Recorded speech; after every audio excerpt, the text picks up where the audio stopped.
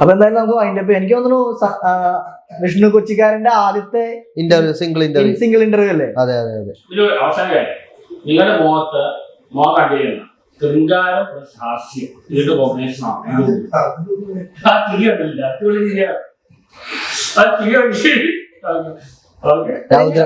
ഈ ഒരു look maintain ചെയ്യാനുള്ള കാരണം എന്താ? അത് ഈ ലുക്കിലാണ് മീശ ഒന്നും വളർത്തണം എന്നുള്ള ആഗ്രഹം. ഈ ലുക്കിലുള്ള വൈറലായത് അതുകൊണ്ടിട്ടാണ്. ആ ടൈമില് വൈറലായ ടൈമില് ഇതൊന്നും ഇല്ലല്ലോ, മുടി മാത്രം. അല്ലാതെ ഇതൊക്കെ പഠിച്ച് മീശ താടിയൊക്കെ വരുന്ന ഒരാൾ തന്നെയാണ് ഞാൻ. പക്ഷെ അത് വെച്ച് ചിലപ്പോൾ ആൾക്കാർ തിരിച്ചറിയാൻ സാധ്യത.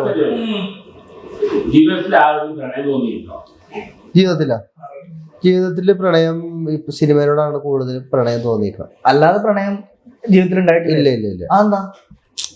അത് താല്പര്യമില്ലാത്തോണ്ട്.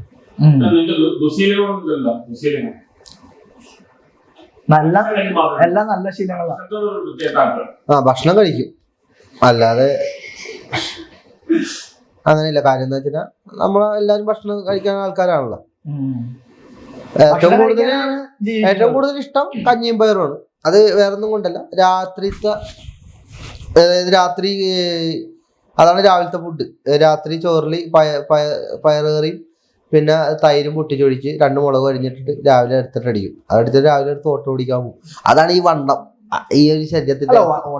വെറുതെ വണ്ടിയിലിരിക്കുമ്പോ എന്തായാലും ശരീരം അനങ്ങാത്തവരുടെ എത്രയോ വണ്ണം വെക്കാത്തവരുണ്ട്. ശരീരം അനങ്ങാത്ത എത്രയോ ആൾക്കാരുണ്ട്. അവർ വണ്ണം വെച്ചിട്ടുണ്ട. അപ്പൊ അത് പറഞ്ഞിട്ട് കാര്യമില്ല. അപ്പൊ എന്തായാലും നമുക്ക് വൈൻഡപ്പ് ചെയ്യാം.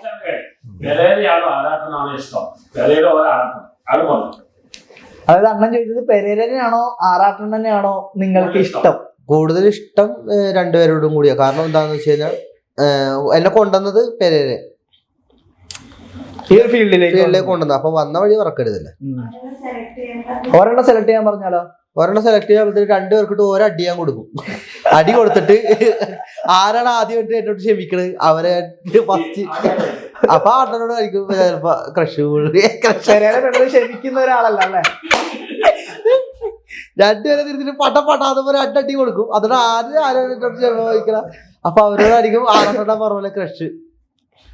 അപ്പൊ എന്തായാലും വിഷ്ണു കൊച്ചിക്കാരന്റെ ഒരു സിംഗിൾ ഇന്റർവ്യൂ ആദ്യമായിട്ട് നമ്മൾ എടുക്കാൻ പറ്റിയതില് ഒരുപാട് സന്തോഷം. ഇപ്പൊ താങ്കൾക്ക് സിനിമയിൽ ഇപ്പോ അഭിനയിച്ചു, നല്ല നല്ല വേഷങ്ങളൊക്കെ ഇനി കിട്ടട്ടെ എന്ന് ആഗ്രഹിക്കുന്നു, ആശംസിക്കുന്നു. Thank you so much.